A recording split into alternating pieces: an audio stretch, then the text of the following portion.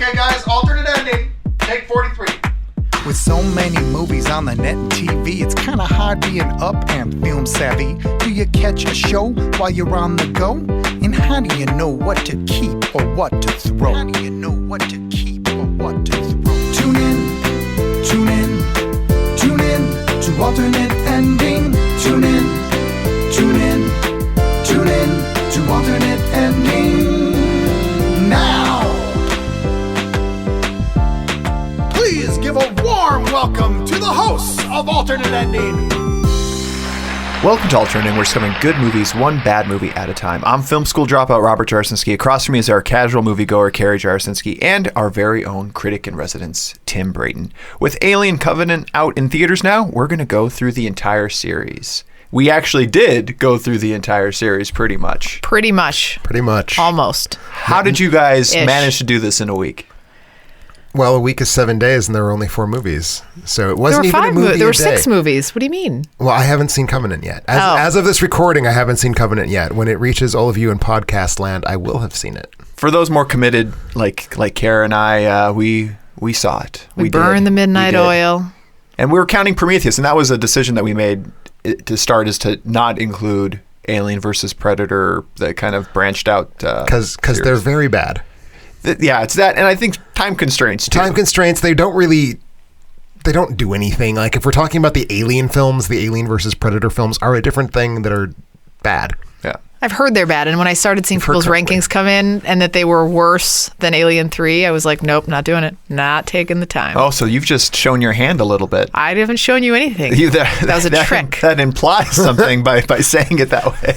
Or does it? Well, I know normally we start off the episode with a worth mentioning segment just because we have so much ground to cover, so many movies, 5, because 6. Basically we've only all watched Alien movies. We've only watched Alien worth mentioning. I actually managed to squeeze in an additional movie, but I will be holding back for that. Let's do all Aliens all the time this episode. Yes. And let's just, sounds good. Let's start off with... So Carrie, this was your first time with all of these movies. So I'm just very curious because I saw these when I was a teenager. What did you think? So I don't love Aliens, not the movies, but just in general. But I had an epiphany while watching these that... So you're a racist.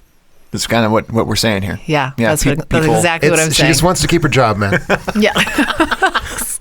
I'm anti-alien. But what I realized is most alien movies that I see, I don't like aliens as the explanation.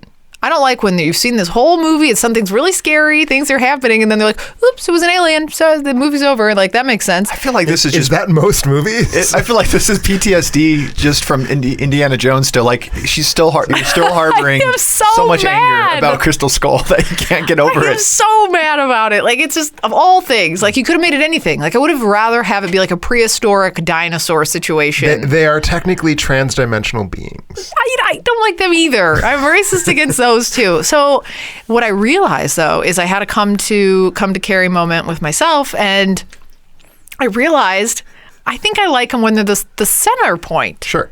Right? You've just inserted yourself in place of Jesus. I didn't mean to do awesome. that. Yes, no, in what I said. I say we roll with it. A come to Carrie moment. I'm going to incorporate that into my daily life. WWCD will be the new bracelets. I've had too much coffee, and I've been up really late a lot of nights in a row pushing through these. So anyway, so what was the question? What did you think about the movies? How did you find the Alien movies? Did you enjoy them? So it started off good. And I was like, it starts off good, and then it gets a little hairy. It does. Or it's a little bald. Really? Is that an alien it's joke? A reverse. Reverse of hair. Because Ridley loses her hair.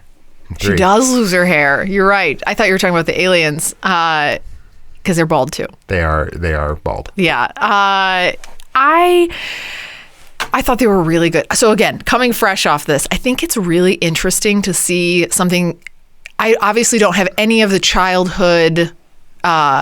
What's the word I'm looking for? Childhood, like, passion or love, association. Like, people love these because they grew up with them and whatever, like, that kind of thing. You're seeing something that's, what is this, like 40 years old? 1975? It is 48 years old for the first one. Yeah. So for me, it was like, to see this fresh now, to go back to a movie that's old, and I really enjoyed some of them. And so I'm glad that I saw them. Some of them is the correct number to have enjoyed. Yeah. I would say. So am I supposed to tell you the ones that I enjoyed right now? Can if you What's- want. what's the Yeah, thing let's I'm go doing? for it. Let's go with Okay. ranking. How would you rank the Alien films? Okay. This is where I feel some pressure because I feel like there's a lot of heat around this and people have very strong alliances. I liked, number 1, Aliens. The second one. Okay. Okay. I feel like your eyes are looking at Tim and I for like. I want to approval. know if you guys are going I'm not to agree. gonna- Aliens is the name of the movie in the It's Alien the name of the franchise. movie, So far, so good. I wonder who's going to agree with me. I feel pressure. So I liked Aliens, Alien, Prometheus. No, wait. Sorry. I already screwed it up. Aliens. You even wrote it down. I did write it down. Alien. There's a lot of the same word. It's blurring four of together. them have the word alien. They do. So I liked Aliens, Alien, Alien Covenant, Prometheus, Alien 3. And where's Resurrection in there? I liked that last Okay. because I didn't see it. Oh, you didn't see it? I couldn't get to it. But I knew. So here was the sneaky. thing. It's not good. I knew it wasn't You good. shouldn't So see it. But if I it's had to choose interesting. between that or Prometheus, Sure. I was like, I No, got to you go made the right Prometheus. choice. So You yeah, made the right so that's what I did. So I liked that was my order. Do you remember it? I do remember it, but now I'm curious, Tim. You seem very very confident that So now is this Resurrection a little bit higher up in your list? How did you rank the Alien series? So skipping Prometheus, which I would insert exactly where Carrie did in between the two good ones and the two bad ones. I would rank them in release order. I think Alien is definitely the best. I think Aliens is outstanding, but not quite so. And then there's a pretty big jump down to Alien 3. And then it gets into a bit of a question, and we'll talk about this. There are 2 cuts of all of these. The alternate cuts of Alien and Alien Resurrection are totally just worth ignoring. The alternate cuts of Aliens and Alien 3 are interesting and have to be grappled with. And the alternate cut of Alien 3 is so significant. Not a director's cut. David Fincher 100% will hit you if you call it a director's cut. The assembly edit of Alien 3 is so much better than the theatrical cut. So my ranking would actually go Alien, Aliens, Alien 3 assembly cut, Alien Resurrection, Alien 3 theatrical cut. Okay, so that's an interesting distinction because from a time perspective, we were setting up for our first watch of Alien. Carrie for the first time, seeing it with fresh eyes was great. But knowing that we were short on time, seeing that extra hour on Alien really turned us off for the longer extended version. Sure. So we didn't miss much. So what is for that? extra Back this hour. up for me because Okay. this has been a question it's for me. like 2 minutes longer. I'm not sure we're getting an hour. No, I thought it was an extra hour. It's 100% not. Oh, maybe what we saw. I don't know what we were. I don't know. looking at. It's like So which one did scene. we see? Director or theatrical? we saw theatrical. For Oh, Alien. okay. You saw my understanding is you saw the theatrical of Alien and the directors of Aliens. Yes, we did see the director's cut of Aliens. So I don't know the difference. What is the difference? Because I want to know where I The difference feel. in Aliens, there's basically 2 big changes. There's a bunch of like little tweaks. The 2 big changes, one of which I like and one of which I don't like. We don't see the colonists at Hadley's Hope until they're dead in the theatrical cut of Aliens. And I think that's the right thing to do. I think that if we limit the film entirely to Ridley's perspective, it's better. No, I mean like literally, what is the difference? Well, a movie Like, is how do you put get together- classified differently? A movie gets put together and released in theaters. Yeah. And sometimes it does so when the director is not happy with the final result. Okay. And so the director will go back later on and tinker with it for the home video release, and we call that a director's cut. Ridley Scott himself, not with Alien, is more or less the person who invented this when he released like how many damn versions of Blade Runner? Are there like 5 versions of Blade Runner? There are a lot. A lot of different Blade Runners. The first one came out in 1991. The first tinkered with version. The movie came out in 1982. So Ridley Scott invented this idea of the director's cut as no, I got it wrong the first time, but now it's better. He's totally right in the case of Blade Runner. This has led to a lot of alternate cuts that are not necessarily the director's original vision, called director's cuts because you can market them that way. Generally speaking, director's cuts that are actually the film that the director wanted to put together are better, and Ridley Scott has a lot of these. There's a really famous example. They cut like literally half of the running time of Kingdom of Heaven to make it a 2-hour movie. And I haven't seen the 2-hour movie, but the 4-hour movie is really hard to imagine, or 3.5, or however long it is. It's really hard to imagine that it could have possibly been shorter and been even slightly coherent. Really quick, Alien does have the extra hour in it for the director's cut, Really? according to the Amazon one that we were going to. Yeah, that's why I was confused. Something's I don't know, something's weird, odd 'cause there. It's like literally a scene. Yeah, I don't know what that extra hour gives you for it's like the bonus Amazon features. version. Maybe it's just bonus features. But yeah, Kara, I mean, as a director, you're limited sometimes just after the film is wrapped. You may have some editing. You sit in the editing room. A lot of times it's like you just didn't have time to do it right. A lot of times the studio is like, nope, we don't like what you did. We're going to change it. Sometimes the money runs out, which is what happened with Star Trek The Motion Picture, which had a really, really good director's cut released like 25 years later. And sometimes in the case of Alien, you release a movie you're perfectly happy with, and then in 2003, 20th Century Fox says, we're putting together a box set. Would you like to make a director's cut? And you're like, okay. Do you think that a lot of it is just, it's your, I've never directed anything, but I imagine it being your baby and cutting corners off of it and pieces off of it, like trying to whittle it down to a specific runtime that's more, audience friendly. That's got to be tough for an artist to like, well, you got to edit this down, chop these pieces off, and like you think they're compelling parts for the movie. To your point, sometimes the things that are left out are better that they're left out because it's better for the imagination. Right. But I understand it, I guess, from a director's perspective. Why you'd want that full you want control. the stuff, but I'm a firm believer in directors, like artists generally, but film artists especially, need to have boundaries. Like if you give them no boundaries, you end up with some really fluffy, pretentious crap. And I think good directors know that. And like Ridley Scott has said, he doesn't see any reason the quote unquote director's cut of Alien should be preferred to the theatrical cut. So there you go. Like he was fine with the cuts he had to make initially. I know I already asked you this. So which one did we watch? For Alien. For Alien, we watched the theatrical release because so for some reason it okay. showed us that the director's really cut long. was an hour longer, and I was not ready for 3 hours. What did we miss then? A whole lot of scenes are just slightly shaved to make them shorter, to make the whole film pace faster, which I think is not a great idea, because I think part of what makes Alien so good is that it has this really lingering, steady, static pace.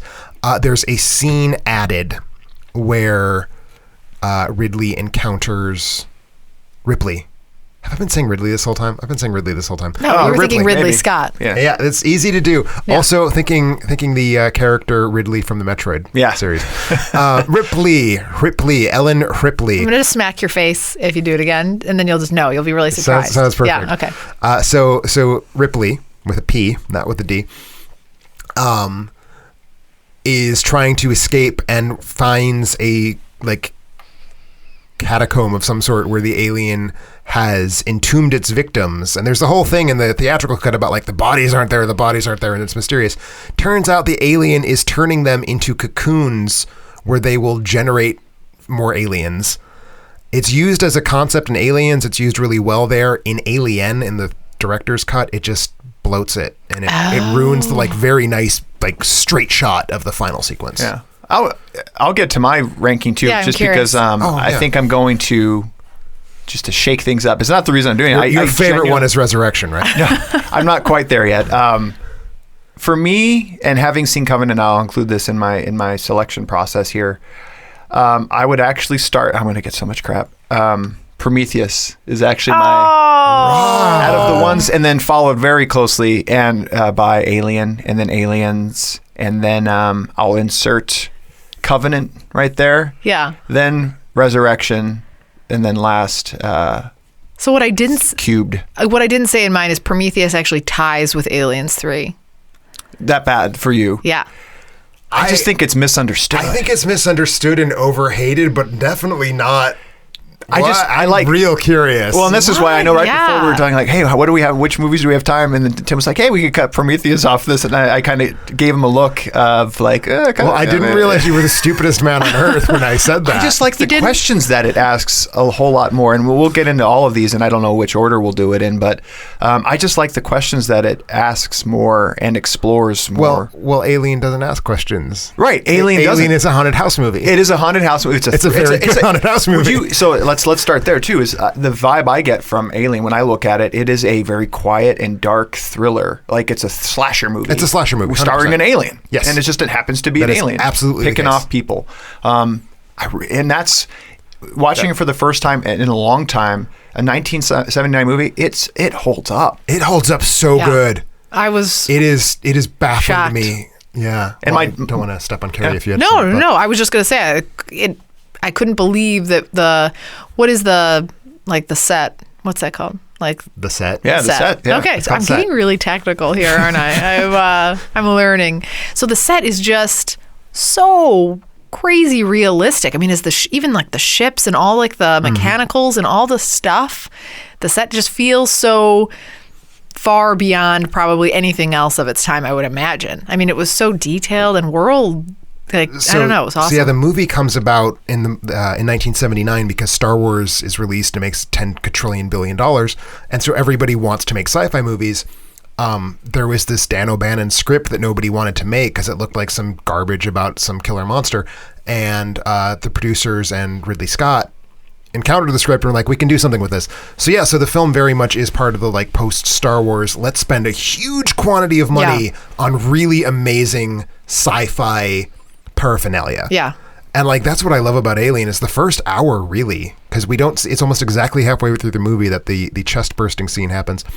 The first hour is just like, look at this spaceship. Think about how this spaceship works. Let's spend some time in this. That's exactly right. Confined spaces. Yep. That's the part that I really liked. It added that little bit of tension as well there. And the sound design was, I was really paying particular attention to that. Yep. It really, that really stood out to me. Oh yeah. And a really wonderful, like barely there score by Jerry Goldsmith. Mm-hmm. So that was second for you.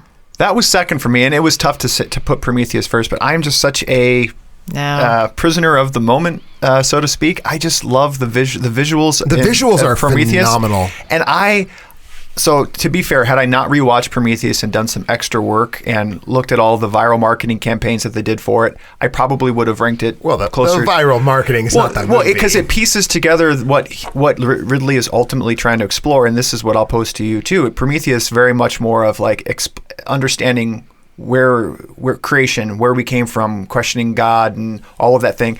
I don't think he set out to do that with Alien. Well, no. Right. No. So this is something that But in Alien he makes a perfect horror movie, and in Prometheus he makes it kind of lumpy and not very good. But it's for me it's a puzzle. It's a puzzle, and the pieces are there. It's just not all necessarily in the movie. And I know that may not make a good movie then, but I just like a mystery. So it makes me continue to ask questions. So I went back and started piecing things together, and then things are clicking. Like I understand more what he's trying to say about this, and I like finding little things that other people missed. And I think the main knock on Prometheus that I've heard is people think that there are just huge plot holes or just missing pieces where they don't get it. And I agree. And to me, that is lazy criticism to say, it's a bad movie because these scientists are petting the cobra monsters. It's like, well, whatever.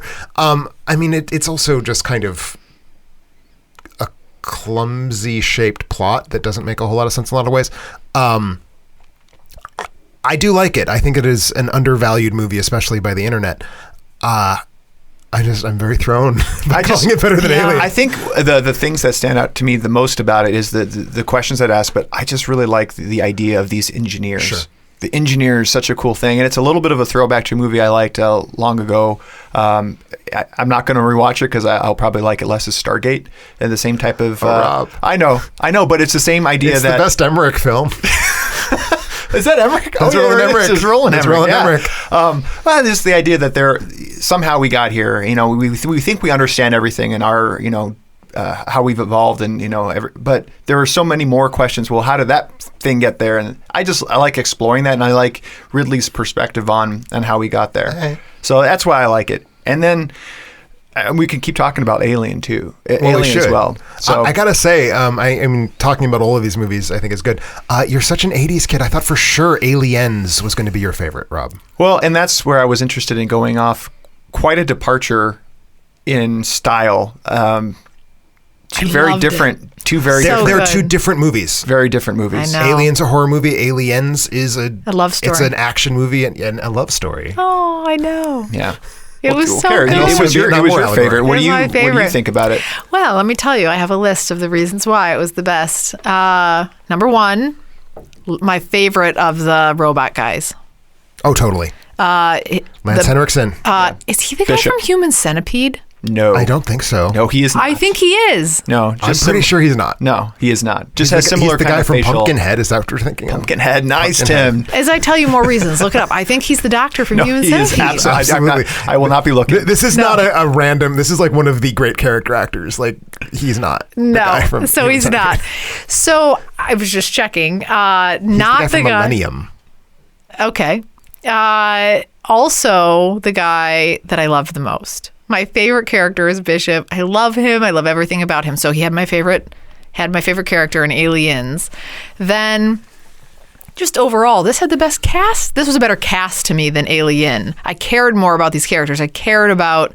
Oh, I'm a terrible person. I cared about these people I don't remember. I cared about that guy. I know, Bill Paxton. I cared about the other guy. I cared about the guy. Oh, Hey, Bill man. Paxton. Hey, I cared man. about victim number 3 so much. Bill Paxton. It's the first time I've seen a Bill Paxton movie since we tragically lost Bill Paxton. So and I just sad. felt so bad. Oh man, I'm It made gonna me feel get really sad. Hold on a second. Don't say it. Yeah, I thought I had loved all of Bill Paxton's scenes. Am I going to come over there and hit you in the face with my coffee mug? I felt like it ended up being too much. No, it wasn't too ends much. up being the correct amount. I thought it was a little. I You thought I can't loved come them. over anymore, Rob. I if know. you're gonna I love say the these game things. over, man. I was just like after I was like, just shut up, dude. Like Don't ever say that just ever a again. little, like a little too much after some a while. respect. I'm gonna. So I this, know. have some respect, and you've said Prometheus. This is already like the worst podcast ever. So anyway, that's my second reason. Bill Paxton and Bishop, the relationship, the characters I cared more about in this. I like the tone of it with the music and everything was a little bit more light. And then I preferred the love story. The Newt and Ellen Ripley story was just touching, and I loved Newt. She was cute, and I don't care if she wasn't a good actress. She's awful. She's So I don't awful. care. She is a child. She's a child, directed man. by a director who kind of notoriously cannot direct children. Yeah, it's his fault. They Not should have Newt's. brought his brother in for Courage Under Fire. No, not Courage Under Fire. Man on Fire with Denzel, because What are you talking about? Tony Scott directed that, right? Tony Scott is not James Cameron's brother. Oh, damn it! You're right. I thought we were still on the Scotts. No. Now we're talking Yeah. about the man who also directed that ridiculously bad Edward Furlong performance. Oh, in that's T2. right. Yeah, that's right. That's true. You guys are losing me here. Sorry, You're losing me. I'm off track. I've taken us way so off back track. to Newt. Newt is terrible. great. Newt The is plot awesome. is great. I love a survivalist The plot is story. great. The plot is the best Newt plot of all is of them. great. The Newt plot. And I loved the way their love grew and whatever. And she calls her mom. She calls You're her like, mom, and there's "Oh." the scene where Ellen goes to like fight the Queen Alien, and it's so good, So and good. It's like peak Sigourney Weaver. Yeah. Like the scene where she yeah. goes down to confront the Queen Alien is my favorite thing Sigourney Weaver has ever done in a movie. So interesting you say that. That's my only regret of the movie. Interesting. So my only regret of Aliens is that scene with Sigourney Weaver, because here's my thing. It's like, so there's this moment where they have a code, like there's a mom code, and she looks at it and she's like, hey, are you going to mess with my babies? And she's like, nope, I'm not going to mess with your babies. And then she starts to back away, and it's like the alien's like, yeah, I won't mess with your baby then. And then she torches her babies. I thought that was kind that's of true. rude. I Well, actually thought sure. the same thing. I thought the same thing because at the end of the I day, really you're gonna nuke it. Yeah. You're gonna nuke it anyway. You got to just leave them be. You're supposed to stick to the mom code. But the aliens are bad. You know, are they? Probably. I mean, maybe just they're doing their thing. misunderstood. They're just I doing really their want thing. you to see Alien Resurrection because that kind of same mom theme comes back in really weird ass ways. Yeah. in All Alien right, all Resurrection. right. I probably won't, but I'll But think you about it. should. But I should. But yeah, that was my only beef with the movie. Was like I thought they had this agreement, and I thought that would have been a cool twist that they actually had enough to like say, yeah, we have a code, and then she kind of Alien Resurrection might end up being your favorite Alien movie. It could be. If that is what the draw is The for mom you of guy. Alien films. So If you yeah, like- that's why it was my favorite of like all of them. incest type things, then yeah, yes, obviously. Resurrection will do it for you. That sweet scene there where she gets, you know. I wouldn't I don't know. characterize that scene as I think it's a little bit odd. It's It's odd. Well, it's odd as hell. It's very strange. Well, you know, I love incest. No, you so- said, Tim, you said I was a child of the 80s, and I do love 80s movies. This was quintessential 80s action. And what I applaud Cameron for is taking the concept that Ridley and O'Bannon, is that? Dan O'Bannon. Dan O'Bannon had and take it somewhere else and introduce it turn it into an action movie, very completely different type of tone. but keep aspects of it that were great. And I love the shoot 'em up. I love the the mech warrior versus the alien. I enjoyed that. The Newt, I like the idea of the Newt thing, but seeing it again with after not seeing it for a while, the acting actress was is just, not the best, but she's also 8. Yeah. And she never acted again. So I did like Bishop. She's probably a very nice lady who is listening to our podcast and feeling really bad about herself right now. She went on and did some other things, I think. Let's hope. No, I'm curious. You mentioned Bishop being your favorite in Aliens. I'm curious, as far as side characters go in the entire anthology, is Bishop? Does Bishop, for all of us, who's the best side character, second character? Bishop. For you, it's Bishop? Yeah. Tim?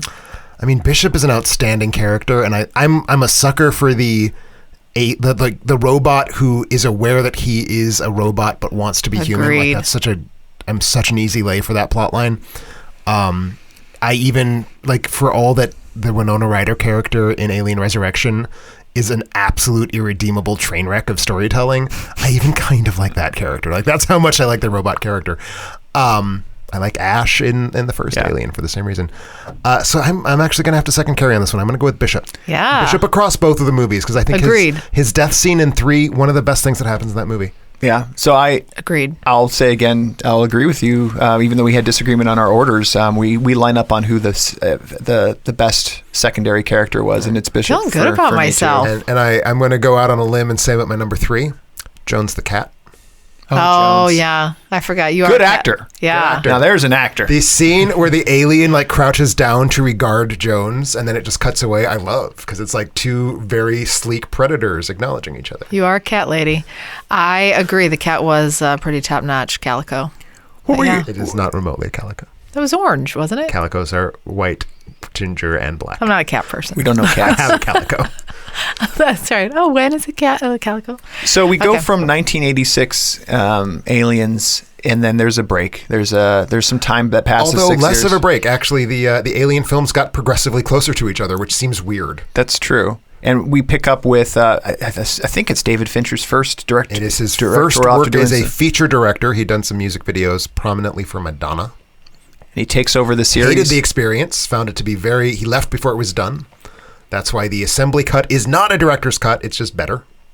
Do you think he's a product of being a first-time director who has talents and an eye for things, and an overbearing production company who wants to stick to certain aspects? So Alien 3, the first Alien had like an absolutely unexceptional production. The second one is exceptional only insofar as the studio loved James Cameron's first draft so much that they were like, oh, you know what we're going to do? We're going to wait for you to be ready to direct this movie. So James Cameron went off and made Terminator and came back. Alien 3 and Alien 4 both had remarkably bad productions. Alien 3 possibly more so. They wrote, I don't know how many drafts of the story because they could not pin Sigourney Weaver down. Like, she did not want to make it. So throughout the entire pre-production, it was an open question of what is this movie going to be? And it didn't get resolved until very shortly before shooting started. So already you have this movie that's kind of this really awful, kludged together version of at least 3 or 4 different drafts. Like at one point it was going to be a planet of space monks, which is why there's the weird religious subplot that doesn't really fit in with the prison subplot. Sometimes Ripley wasn't going to be there, sometimes she was. So that's why they build up the Charles Dutton character and the Charles Dance characters, because originally they were going to be the protagonists. So it's just a bad script. It's like a dysfunctional script to begin with. And Sigourney Weaver was given a lot of authority. Like, that's how they got her back, was basically by just telling her, it's your movie, do what you want with it. And that's not ever going to be a good situation for a director when the star is also the boss. Yeah. And I personally like the idea of it taking a step back from the, for an Alien, we go from a single slasher to Aliens, where now there's a million slashers all coming out, and it's big, and then taking it back a notch down to this isolated prison, single alien structure. I liked it. I liked the prison idea. I think you're right. I think they just didn't know what they were doing with it. They legitimately did not. What did you think, Kara? Aliens 3? Aliens 3, I thought was a bit of a pile. It was bad. It's bad. It's really bad. It's very boring. So here's the other thing about it too, is it feels like here's these movies that happened so many years before, whatever the time gap is, and then the opening scene from Aliens 3 was like, it looked like somebody was shining a flashlight behind a piece of paper to create a sun. Like it looked like really bad. It has the worst visuals. effects. It has the visual worst effects of all the movies in the series. Yeah, they had like a wind happening, and it looked like I think I saw a Snicker wrapper go by. Like there was somebody like just throwing garbage like in the wind or something. And I was like, what is this? I will say that Alien looked more evolved, and it looked like they had, but then it was weird because it felt like it had a really dated set, like it was really remedial set, but the Alien looked like more CGI'd or something. I don't know. The Alien, which I think looks terrible. I think it looks terrible. No, it's not as good, but they did something. It looked different. It's rod puppetry. So in the other Alien movies, I think all 3 of the other Alien movies, in Covenant, they're CGI. But before that, they were suits. They were people in suits. The Alien in Alien 3 was a puppet that was composited in, and then the rods were digitally erased. Oh my gosh. So that's why it moves in such a weirdly fluid way, but also why it looks like it's been painted on top of it. That's exactly There's a gentleman who was very tall and had very tiny arms. And he filled out the suit in the first, and I don't know about the other ones. But he literally had very tiny arms. Yeah, he had very skinny I feel like arms. you're doing a thing. I feel like you might be doing a bit. I will show you pictures. No, there's no bit. Was he There's like no a bit. I'll show you T-Rex pictures kind of later. thing? Like not short arms. Oh, just very skinny arms. Skinny arms. Yes, very slender arms. Oh, okay. Yeah, this is why for all of us the theatrical. I haven't seen the assembly cut, but this is why it ranks the lowest for all of the assembly cut. And I've talked about this in my review of the movie. But the assembly cut is basically the same stuff. It makes one change that I totally disapprove of, which is the alien no longer emerges from a dog. It emerges from an ox, of which there are none in the theatrical cut. Yeah, I was just going to say, where does an ox come from? So that's the thing. The assembly cut really fleshes out the culture of the planet. It shows how it evolved. It shows how it works. It shows who the people are that Ripley comes to encounter. So it makes more sense. Because they do go through it so quick. Yeah, we were all prisoners, and it goes so fast. We're prisoners. Yeah, we're all rapists, murderers, all these things, but now we're not. Yeah, you get such a better sense of Charles Dutton's character. Like he becomes so much better in the assembly cut. And I wanted to know. I mean, they touch on. Is it Charles Dance? Is that who she ends up fornicating with? Is that the right person? Oh, the wrong word. Wrong word. Yeah. Moisting with? Making sweet love to. Making moisture with? I don't know that they actually did. Charles Dance is the doctor. I liked him. Actually, I liked his performance. No, I thought he's excellent. He was one of the him and Dutton. I like Dutton. Dutton's always good. Dutton. Charles Dutton is like an all-timer. Yeah, I've seen him somewhere before. I was a little disappointed to see Sigourney sleep with him just as a character, mainly because I know everybody has needs. Each other? Sorry? Are you sure they slept with each other? Yes. Yeah, positive. They just kind of gave each other a loving glance. Just loving glance while he was bone deep in her.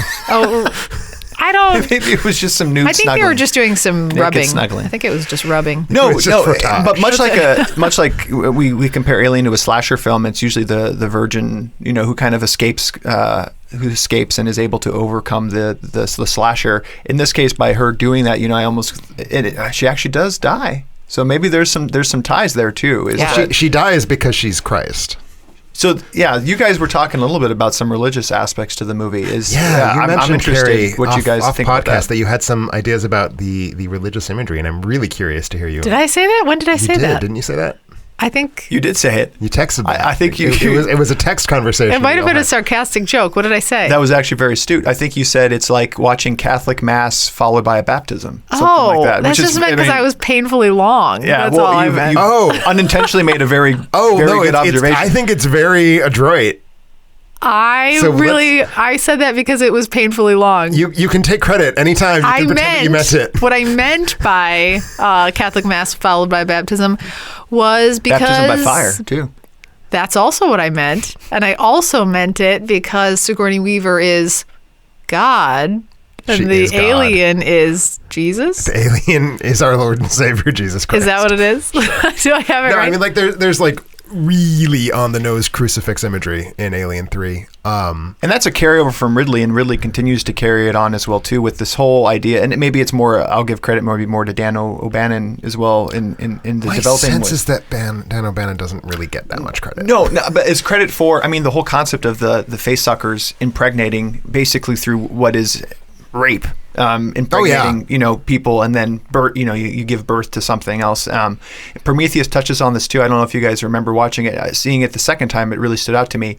The Prometheus plot takes place over Christmas. Oh no! Yeah, I didn't notice that. Yeah, it takes, and so Elizabeth Shaw, the character played by Naomi Rapace, is that how you pronounce her last name? I don't actually know how you pronounce her name. Oh, so she actually gives birth to that alien, or surgically gives birth to the alien on Christmas. You mean her C-section that she gives herself? The C-section, yes. That was kind of that was a hardcore graphic scene. Yeah. They made sure to mention like he's hanging a Christmas tree, and it's like, what are you doing? Well, it's Christmas. Let's go celebrate. Maybe, yeah. So there's a little bit of that. So I wonder if how much of that is tied into the whole Virgin Mary kind of giving. I mean, I think trying to play up the idea that the aliens are Christ is maybe a direction that I wouldn't want to head necessarily. I think it's there. I think you could make that argument off the movies. I would think just more in terms of the arc of Ripley's character being just sort of towards this sacrifice for the greater good, like over the course of the movies. But look at even the way the company treats these creatures too, and they hold them in such high regard. And this is consistent throughout all the themes. And at this point now in the series, when you get to 3 and 4, they've turned the company into this. And the company was this way in the first one as well, where they're the bad guy trying to get this to use for their own devices for military or whatever. But they view it as this perfect creature. Yeah. So maybe Christ-like a little bit as well too, as they want to know more about its origins, how it's able to do, and trying to take advantage of it. Can I ask a goof question? Please. So if I'm right on this goof, I'm going to go on IMDb. What is that? That's the man in the alien costume from Alien. Oh, he looks like he has regular size arms. Well, now you have to be sure to put this on the page. I will be putting it on the page. Like you're sharing an image with us. I will be posting this on the page. So goof. Back to my goof. So when the dog births the alien, did you guys notice that it was a really large alien?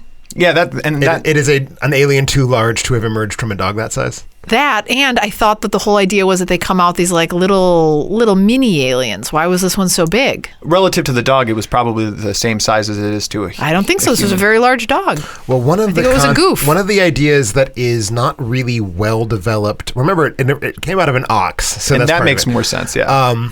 So like a lot of the movie is just a badly redone edit. So that's the thing to keep in mind. So it is a goof in a literal sense. I'm going to go on IMDb and I'm going to log that. It's a goof. The idea that's not really developed in the movies, although I think it's developed in the comics, is that the aliens take the form of the host that they incubate in, and that the alien is therefore not the same kind of creature that comes out of John Hurt in the first movie. It is in fact a different form of an alien, and I think the movie gets to that by like showing it running around like a dog, and I think that's why the alien is different. They don't really develop that either, but it's kind of there if you want it to be. Interesting. I again want to go back and give credit to Cameron and the writing team for Aliens as well too. Who is Cameron? Oh, it was Cameron, but just the whole. I don't think O'Bannon had this in mind too, with the whole Queen structure and the idea that now you have different types of aliens and how the whole process works. Yeah. Because that really did take it to a whole other level. Yeah, the genius, like the first movie, the alien is a monster. The second movie, the alien is a very violent insect, which sounds like a downgrade, but it's totally not. No, it worked. And then in the third movie, they can't figure out how to get back to it being a monster necessarily. And then the fourth movie. And then now I feel like Ridley is trying to get back to. So it's funny to be one of the original creators of something, someone else take over and build upon it, and then have to go back with Prometheus now, and he's trying to explain the origin story of what necessarily isn't all of his original origin. Right. And that's the interesting thing of how he's going now in reversed order. It's like, well, let me explain to you how this all this makes sense. Does that. It's better without an explanation. It's just You'd rather just not know? I just rather it be some creepy ass phallic fucking alien out in space. And I do want to, not to grab the conversation, but you used a word that I think is very key in discussing the Alien films. You said rape. The alien is a very sexual monster. And I have thoughts on that, but I was curious if either of you had thoughts on that. I mean, Carrie, this is the first time you've seen it. We joked about penises before you saw the movies, and I'm curious now, were you primed for that? Like, the alien is basically a murderous penis. Yeah, I I didn't think about that while I was watching it, though. I didn't see it. And actually, a bit of a spoiler, the first time I actually noticed it was in Alien Covenant. And I won't go into why, but there's a thing, a literal thing. You're looking at me like you don't remember. The shower scene. Okay. And then there's the thing. Sure. That creeps out. Yeah, anyway. That's actually in the trailer. Oh, okay. And that was the only time I noticed something that was a little bit of a sexual thing. Where is it sexual other than that? The face sucking. It was designed to look like genitalia. I didn't realize that. The idea was that you what look at the genitalia alien. have you seen? It's like a weird... It's like a nightmare version of a vagina that attacks you and then turns into a nightmare version of a dick and bursts out of you. So, Speaking of, we have a great poster for those listening that they haven't seen a giant dick popping out of Tim. The minute I saw, so I was in a meeting at work, and when that popped up, it was like Alternate Ending has posted a photo or whatever, and I click on it in this large business meeting at work, and I'm like Did you get flagged for alien porn? I did. And then the weird thing was I found it so funny that I found it me being like, hey, everybody, look at this giant penis on this person and this thing. You sound like your meetings at work are very exciting. They're really professional. We asked the artist to be representative of Tim. So, right. So yeah. Right. I frequently have penises bursting out of my chest. It's exciting. It was graphic. But yeah, I guess I wasn't thinking about it that way. No, and I think I read a little bit about this with Alien 2 is not Alien 2 is also in the number. Alien as well. That they were very cautious with who John Hurt's character being the first to actually get the face sucker on it, that it wouldn't be a woman who has that, because that might be a little bit too off color. Because again, what it is basically a rape, is uninvited thing. No, but they go through your face. Actually, one of the changes that happens in the director's cut is there's a little bit more time spent on Veronica Cartwright's character's death, and it feels very much like a sexual assault. I feel like, but they're going through your face. It's not like it's an assault of your face. That feels less sexual. No? I would not care. I would not care to have someone assault my face with their genitals. I guess that's what I was trying to figure out how to say in a way. I'm just going to leave that one for you guys, but I didn't see it. And I will say, I think the fourth film, Resurrection, does make that a lot more explicit than the other films do. So I know we can't quite talk about that as much in depth because Carrie hasn't seen it.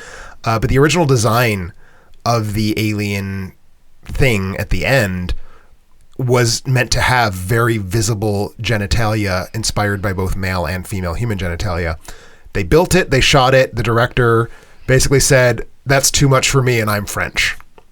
And they cut it. They digitally removed it. But so that movie was very much like intended to make you think about the alien as a sexual aggressor. Mm-hmm. Interesting. So can we talk a little bit about Resurrection? I know that I'd like to. Yeah, you can. I'd like to, you because can. I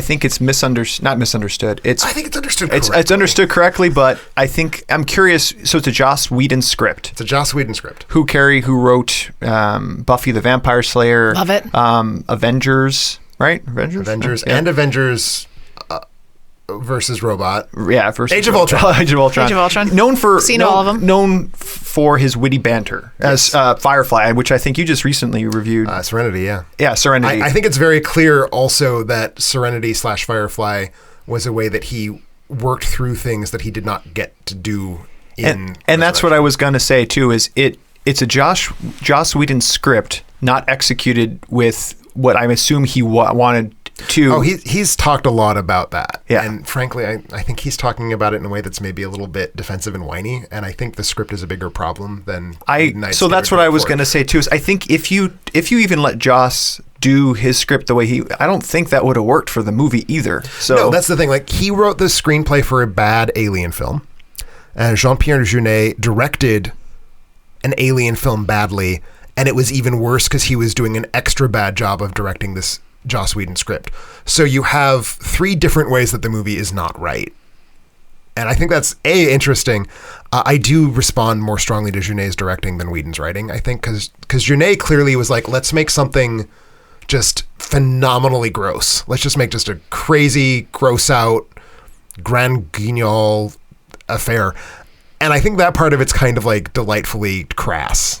Whereas I think the screenplay is just boring. And that's why I put it ahead of 3 as well, too. The parts that were supposed to be funny, so Joss, again, known for the exchanges, witty exchanges, the actors weren't directed to play it that way. That's the thing. Like, it's not a movie that lacks a sense of humor, but the sense of humor is different than the script. So, spoil for me, does Sigourney come out of the fire with the alien baby and make it to 4? Kind of. Sigourney is cloned based on the DNA that is encoded in the pod between Aliens and Alien 3. And somehow they clone her with the queen. I buy that. How would that work? Space movie. Space. Aliens. That's the only It's just, explanation. sometimes you got to just be like, okay. So I get, it's sci-fi. They found her blood spatter or whatever, and managed to out clone of the her. fire. They found. No, just in the prison. Oh, just around. Isn't the idea that it's a recording of her DNA structure has been made when she's... Oh, maybe when she took a sample. I think so. I don't think it's just like we scraped up random some bits spatter. of... Okay, then I might have missed that part of it. But still, that part I'll just leave to suspend my disbelief a little bit that they were able to take her DNA and then recreate her with the alien still ready to burst out of her chest. So the cool thing is, though, is that it then is about like a version of Ripley who's also part alien fighting an alien who's also part Ripley. Which is cool. It doesn't work, but it's cool. Yeah. And she plays it. This is the first time where now she's playing this kind of... She's really good. Yeah, very good.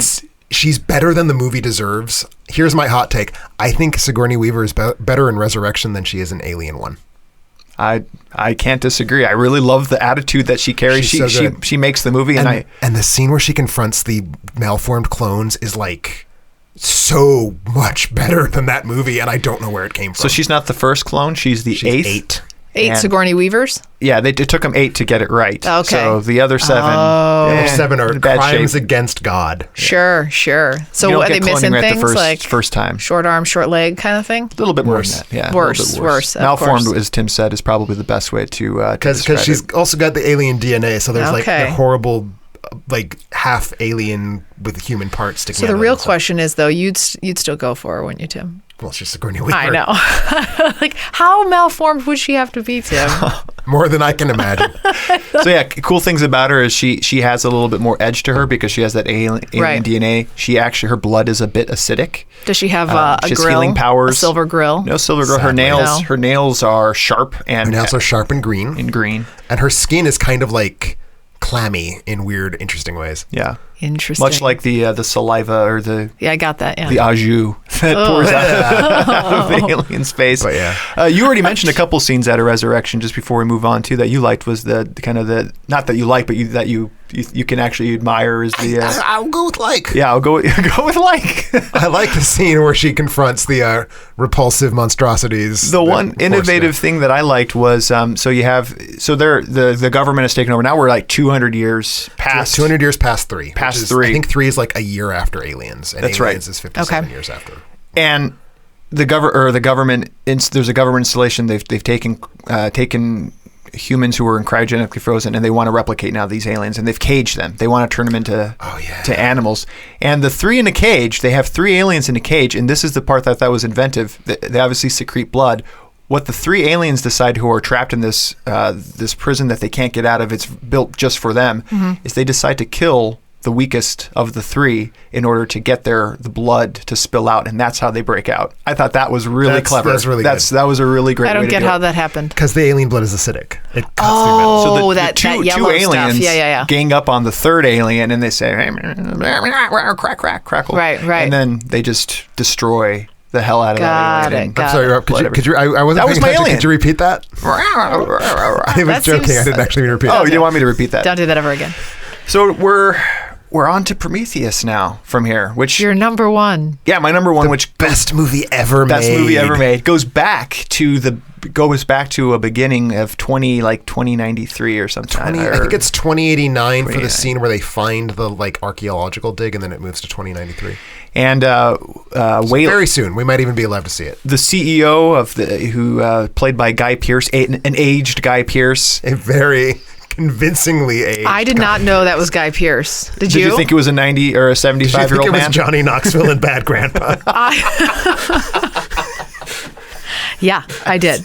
Yeah, I did. No, I thought it was somebody from Lord of the Rings or something. The explanation I've heard as to why is it's much easier to, obviously, to Sure. age a younger actor, Yeah. especially when you have flashback scenes. But there are In the viral fucking marketing deal. where you learn a whole lot more about I don't the plot of the movie. care about that any more than I care about the damn whatever Blair Witch website from 1998.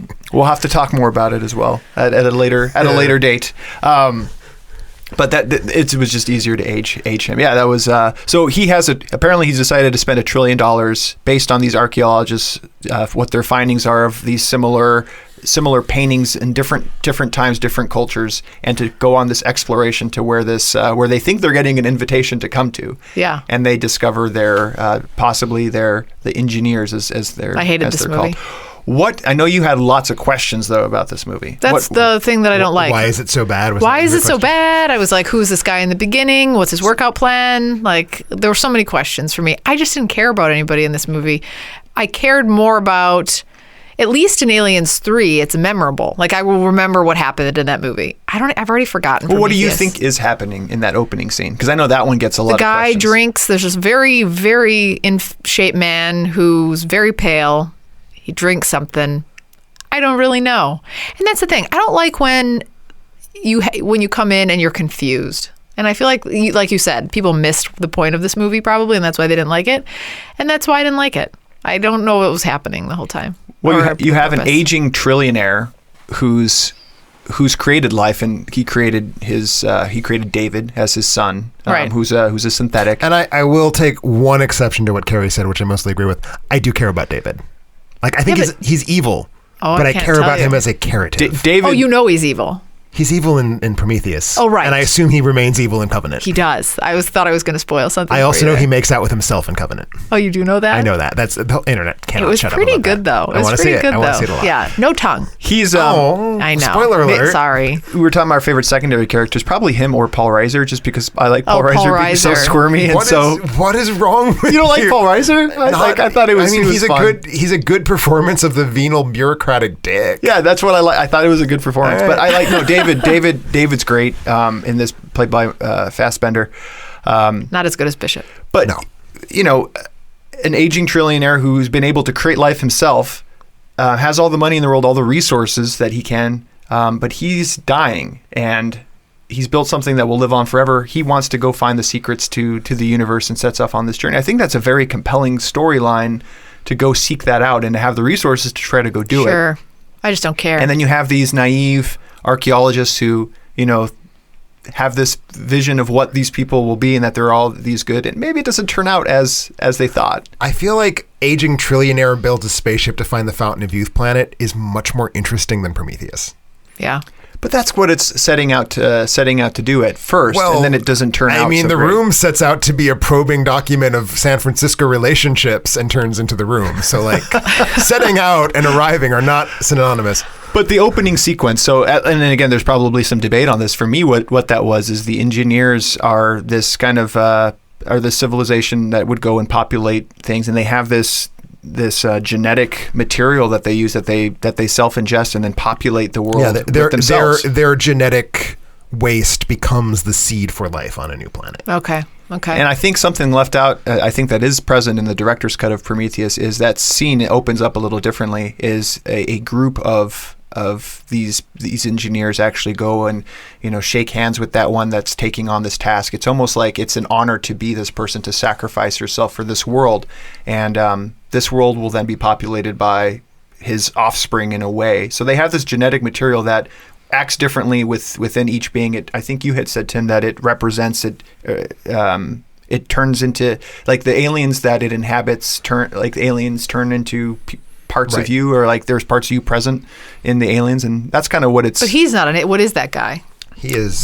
He is God. They are our He's God. Jesus. He is like literally. So is that what Jesus. is he going to end up with Sigourney It's Weaver? like a race of Jesus. Because they're both God. They come together in No, the end. well, if he's Jesus, Sigourney Oh, Weaver. it's another is spoiler mom. for Covenant. Sorry. Gosh. No. What? I'm just kidding. Okay, She's doing good. We're good bit. No, that's a fascinating thing. Is these world builders who are just going around creating life, and we think that, and this is what I love about it too. So David's wrestling with this too, and his creator created him. He thinks he's, I think he thinks he's, superior to the human race, and he hates getting put down. Humans are this thing too, and we have higher hopes for ourselves too. And then come to find that the engineers have possibly other plans for us. We go and we seek them out, and we find this world where they've developed this arsenal, planning what we find out at the end of the movie is setting out to destroy Earth and dropped basically the atomic bomb of black goo all over Earth. Mm-hmm. So I think that's a little bit of when you go out to meet your maker and you find out, not such a nice person. And I don't know if that's applicable to anyone's actual life. I don't know. Yes, I can't. It's not something that I've encountered before, but I'm interested in it. I find the philosophy of Prometheus to be a little bit squirrely, honestly. What I like about the film is that I think it's a really good thriller. Like, I think it gets unfairly dismissed for the fact that, it's got a lot of Alien in it, like the first movie, in terms of how the plot unfolds, and I like that about it. It's also just the most gorgeous thing. I was just going to say, that's the only thing I liked about it. It's pretty. Well designed. And I'm sure you guys didn't see it in 3D, but it is one of the best 3D movies. Wow, I've kind of given up on 3D, so that one was worth seeing. That one was 1,000% worth seeing. The scenes where they do like the computerized map, like the video game style map of the spaceship in 3D was like the best 3D effect I'd ever seen. Yeah, the ship itself is gorgeous inside. The whole thing. Uses a lot of H.R. Geiger's designs that didn't make it into the first film and are just terrific. Like that mural in the one room in the ship is like, oh my God, I love that. Meredith Vickers, Charlize Theron's character. Any thoughts on her? You like her performance? Take it or leave it, just whatever. She just seems stiff. You're not going to get me to say anything particularly committed. I think the stiffness of her performance is a little bit on purpose because she is the actual daughter of Wayland, the trillionaire, and there's no reason why that needed to be a reveal. I feel why Wayland's on the ship. Like none of that benefits the movie from being a twist. Yeah, I think you're right. What's the value of it being? Yeah, I didn't love her. It's a twist because Alien had the twist where Ash turns out to be evil, and so they needed to like lay in some sort of I think we needed to ask ourselves: is she? And Idris Elba's character kind of straight up asks Vickers, like, "Are you an alien?" And then she's like, "Come on back to my room." Yep. But the dynamic between being the sister to a android, who your father actually loves, David more. That creates it created an interesting tension. I think like a lot of what goes on in that movie, it could have been interesting, but it is. And maybe that's what it is for me is I'm a prisoner of thinking of the movie that it could have been and filling in the details myself. Because that means you'll love every movie because every movie could have been the best movie ever made. Prometheus isn't. Good theory. The only... It's very pretty. It's very pretty. You want to know a movie that's prettier? Please. Alien Covenant. Ooh, I'm excited. Very, very, very pretty. Ridley Scott makes some movies that are just dog shit at storytelling, but are very pretty. So pretty. Even that repulsive Exodus movie he made a couple of years ago is really pretty. Yeah. Yeah. The whole thing, you feel like you're there. You feel like you could just walk into the screen. It's beautiful. I much preferred Prometheus. I think you did too. I walked out of Covenant. Wait, preferred Prometheus to Covenant? I preferred Prometheus. Covenant. She ranked Covenant above Prometheus. Well, this will be interesting for you then, Tim. You can kind of settle Tim the argument. Will love the Covenant. It doesn't do anything. It doesn't do anything more for me. I know we can't talk about it too much. Is this a serious thing? I thought you loved this movie. Oh my gosh! I didn't dislike it. Oh my gosh! I didn't dislike it. On the spot, both of you, star ratings. 4. 3 to 3.5, somewhere in there. It's I need to really think about good. it a little bit more. Here's what I really liked about Prometheus it. being 4 for me. What we won't talk about is this is like. Wait a fucking second. So how many stars would you give Alien and Aliens? Well, degrees of 4. 3.5 to Aliens. 4 for Alien. I have to think about this. You guys always put pressure on me to put star ratings. I need to think about it more. How are Alien and Aliens not at least 4.5 stars? On the spot, Prometheus maybe 4.5, and Alien somewhere right there too, and then Aliens You're very below. weird. I know. I just don't give 5s away. That's the problem. I don't give 5s away. You're gonna give it to Aliens 2. Alien. Aliens 2 or Aliens 2. Oh, I feel lightheaded. I feel like. Give me an example of a sci-fi movie that would be worthy of a 5. Probably Star Wars for you, right? No, I'm not. To me, Star Wars is a 4. You guys are putting me on the spot here. Crystal sci-fi Skull? movie. Indiana Jones and the Crystal Skull. I feel on the spot. It feels like you picked that with what you're talking about. Firefly, right 5-star movie. I'm just joking. Firefly's not moving for a TV show. It's a Battlestar Galactica. We'll go with Battlestar Galactica, the television show. The television show. Oh my gosh! I can't believe you're choosing this. Yeah, I know. I thought it was fine. I was disappointed that I didn't get the answers to the questions I wanted, and a lot of the things, the reveals were obvious to me. So. I got to be honest, like just based on the questions that were asked in Prometheus, I feel like when we get answers, they're going to be really bad. And I think so. The longer they put off answering them, I'm fine with that. Well, because you keep hoping to find out who God is, and now in Prometheus, you also know that they had their own altar set up, loving, and maybe that's what it'll end up. Is we all and same with David and all the synthetics, is we all are just trying to get to this next level, and we're going to be disappointed when we find out what it is. Have you ever seen the movie Star Trek: The Motion Picture? No. It would be your favorite movie. Yeah. That's because it's Tim's half star. I would imagine. It's better like than one. that. It's a fairly dull movie that asks big questions that it doesn't follow through on. So I think you'll really dig it. Yeah. Yeah. I like big questions, but I don't want to get disappointed. And I will keep if they just keep extending this out, I'll keep showing up to theaters and paying theater money. I mean, I saw Alien vs. Predator's Requiem in a theater. I'm going to see every movie that has a goddamn xenomorph in it. Yeah. Regardless. You're gonna like it. This is your homework for the week. Go and see Covenant, and then come back and see. I already have tickets. You do. Covenant. You said I have tickets for Covenant, and by see the where time you this lie. podcast posts, I will be in the throes of writing my review of Covenant. Nice. I can't wait. Yeah. Well, I think we did a good job unpacking 5-6 movies. I think we have one question unanswered that I know you wanted to talk, Rob, and we'll just move through it real quickly. What makes an Alien film? Oh, right. What for each of us? I can go first. Go first. Please do. And then we'll just copy your answers. So for me, ditto. An Alien film becomes an Alien film because there is an alien in it. A xenomorph? A xenomorph alien. But you know, more specifically, I'd say that the sort of key ingredients to me of an Alien film, I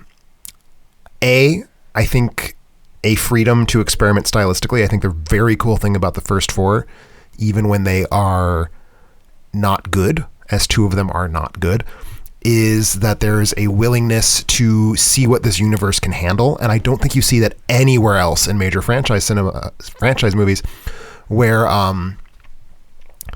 there's just a sense of like, okay, now we're going to do an action film. Now we're going to do like a locked door thriller, like all sorts of like, let's see what David Fincher does. Let's see what Jean-Pierre Jeunet does. And you don't have that. You have the Marvel films where it's like, let's make a Marvel film. You have the Star Wars films where it's let's make a Star Wars film. You have all of these, different series where the point is to make a series film. And that's just not true of the Aliens. And I love that about them. And I do think the 2 major through lines for me in the casts, one, Sigourney Weaver, who is only less than great in Alien 3. And even then, she's still pretty solid.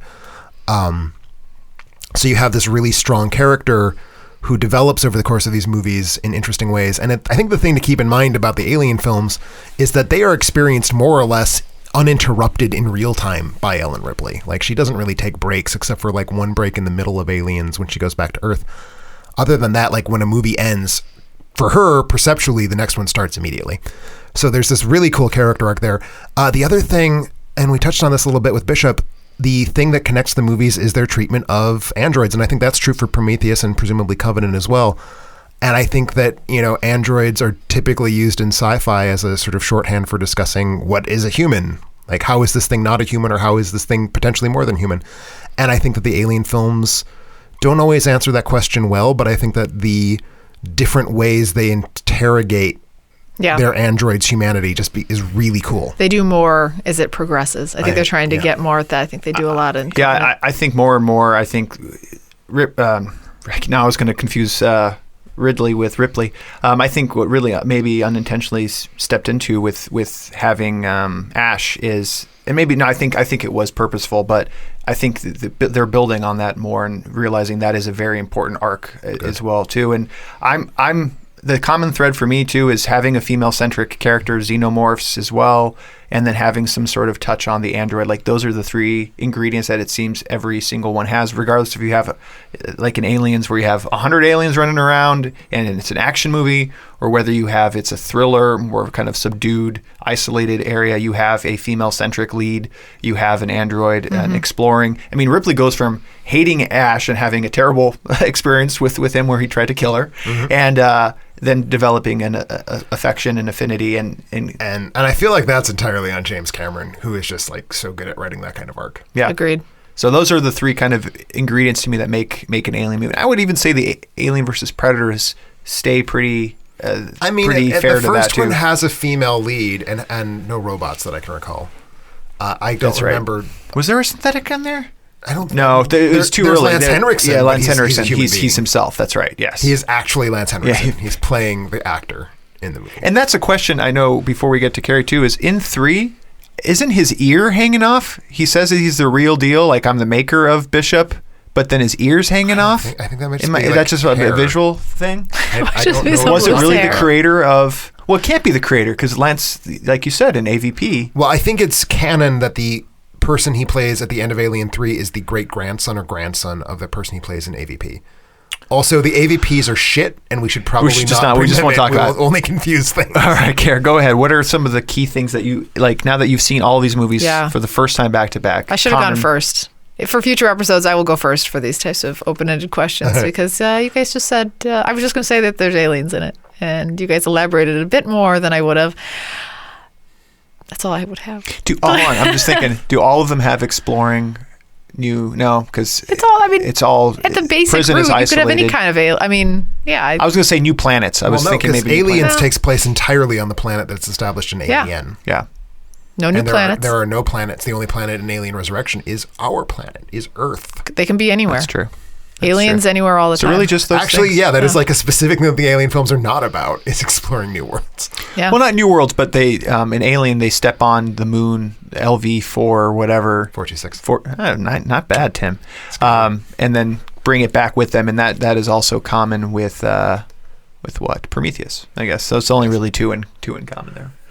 So all in all, and good that's movies. Really just because Prometheus is like a remake of Alien. It seems like, Tim, you're saying that you'll catch anything with the xenomorph, so you're in on this series. Kara, you want to see more? You want to see where this goes? Yeah, I do. I'm not going to see 4 ever. I've decided. Really? You think I might like it? No. If you watch Covenant, I'll watch 4. Well, I'm going to watch. I know. I'm just saying. I'm reiterating, and then we can talk about it next week. I don't think you'll like Resurrection, but I think it will. It's a good movie to chew on. Be a completionist, Kara. All right. We have 12 hours left in our Amazon rental. All right. I'll do it before next week and let you know if it beats out Prometheus, as I imagine it will. So. All right. Well, before we close out the show, you might be wondering about ways to support it. Direct from our website, you can head to our Patreon page, which provides you access to a ton of perks. You may want to make us watch a movie, have Tim write a review, pick your own episode topic. You can do it all from our Patreon page, just like our newest Patreon subscriber, Caleb Wimble, who picked up our first ever Golden Globe reward. Caleb, thank you so much. What is that one? So that means that Caleb will be selecting either a top 5 or a spoiler alert episode for us. A lot of control we're handing over to Caleb. He'll be getting a review from Tim, and then he'll have us, watch a movie of his choice. What's do we know any details? No, he hasn't. He hasn't gotten back to us yet. So looking forward to seeing what Caleb has to say. Also, I want to thank all of our listeners who support the show and make their Amazon purchases through our site. Doing it is easy. Just go to our website, alternatending.com, click on the Amazon banner, and seamlessly go about your purchases. All proceeds go to making our show better. Since the last episode, had quite a few purchases. Really appreciate that, guys. We had a movie, a Blu-ray of The Black Coat's Daughter. Nope. Never heard of it. No. Maybe Red Coat I'd understand. Black Coat, not familiar with who's wearing the black coats. It's a history joke. History buffs will like that. Will they? I don't think they will. We also had some Nintendo Switch, very popular on our Amazon banner. I regret to inform I failed to buy a Nintendo Switch accesssory through our website. So this is not you. This is not me. This steering wheel to a set of 2. So race against your friends. Someone with friends, yeah. Yeah, it'd be kind of sad to see just the set of 1. Yeah. Someone's just racing by themselves. Sort of like that short story about baby booties never used. Exactly. That sounds really sad. Yeah. The idea, not to You're sidetrack derailing. this. Let's do these Amazon things. Look it up. Google it. We had a Funko Pop animation Rick and Morty, Mr. Poopy Butthole action figure. Oh, yes. Are you you know what this is, Tim? I know what Rick and Morty is, and apparently there's a character named Mr. Poopy Butthole, which seems in keeping with what I know of Rick and Morty.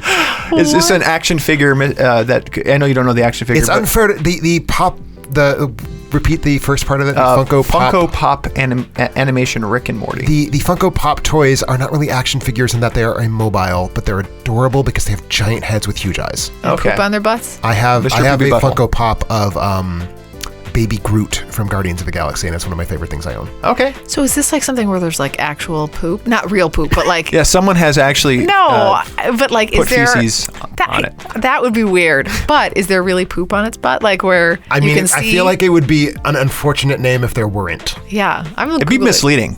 It'd be very misleading. I'd ask for my money back if there wasn't any poop on my poopy butthole. All right. We also had iPhone 7s have the new Lightning jack, which a lot of people aren't a fan of to be able to listen to. So someone bought headphones and a microphone through there. We also had some sports paraphernalia. Golf season is upon us, so some golf gloves. Righty and a lefty glove, so going the double glove. Johnny Nice. Two Gloves. Yeah. Digital music. We had "You Are My Sanity" purchased, a song, I believe. No one's dancing to that. No. Some treat bags purchased. A book, 3-minute devotions for teen girls, 180 encouraging readings. Karen, was nice pickup. That was me, yeah. Good job. Very nice. What's wrong with that? No, nothing's wrong with it. I know that you look to be motivated. Yeah. I don't know what is a devotion? Just like something you. A tiny prayer. No, it's a little. It's like a mini thing you one. say. Not Okay. the whole one, just a little bit of one. It's like a little prayer to make yourself feel better rather than to actually ask for intercession. Oh, wow. Very good. Yeah. We had some jewelry purchased, some assorted scripture verses printed on silicone wristbands for church. So the WWCD. So probably because the teen girls like the silicone wristbands. Yeah. Because it's still 2003. I feel bad that these people are listening to this podcast. I'm sure it was I feel very bad that I just said that now. Yeah, you should. I feel bad. I'm sure it was a great purchase. I'm sure they're going to love the wristbands. Some sound great. Dum-Dums purchased, 300 count bags, so going to get their fill on some lollipops. Our girls love the old lollipops there. Some glittery bouncy balls, 144. Why would you get 144 bouncy balls? I don't know the answer to that. Wouldn't you, Rob? Why wouldn't you? Why wouldn't you? I Yeah. appreciate that you did. How else are you going to dump a gross of... No, that is one gross. It is one gross. How are you going to dump a gross of bouncy balls down a stairwell if you don't have a gross of bouncy balls? Yeah. Then we had some bubbles purchased, small batch, 0.6 ounces, about 24 of them. Thank you guys for all of your purchases. We ask every episode, we random select one member of our audience who shared their feedback for an episode. This episode, we asked people to write in with anything alien related, and we randomly selected Joshua Coop, who wrote in, and in the rankings of, we asked, make your ranking of all of the Alien movies just like we did. He actually put Predator 1 and 2, AVP 1 and 2, Terminator 1 and 2, and then Alien 1 and 2. So someone is clearly not a fan of the Alien films. No, but I do like myself some Predator. Predators are good. I'm not Predator ready. is good. Predator 2 is not. Yeah. Joshua, shoot us an email at contact@alternating.com for details on how to claim your free movie rental. If you want to win a free movie like Joshua, be on the lookout for our spoiler alert or top 5 movie posts on Facebook and Twitter to share your favorite picks. In closing, thank you everybody for listening. Check us out on social media. Go on the Facebook page. We're doing a lot more there. Carrie, you've been posting a lot of pics on Instagram as well too. So get a little bit more insights behind the scenes with Alternating there. Tune in for our next show where we'll be doing our top 5 business women. We're trying to think of doing something for the release of Wonder Woman. And Wonder Woman being our most famous businesswoman. Yeah, and That's right. it's also makes sense too. We're thinking of doing like top 5 heroines, Like action action heroines. heroines. Business It was going to basically just be Ellen Ripley 4 times, so that would have been boring. So we went with top 5 business women. So looking forward to sharing that with everybody next week.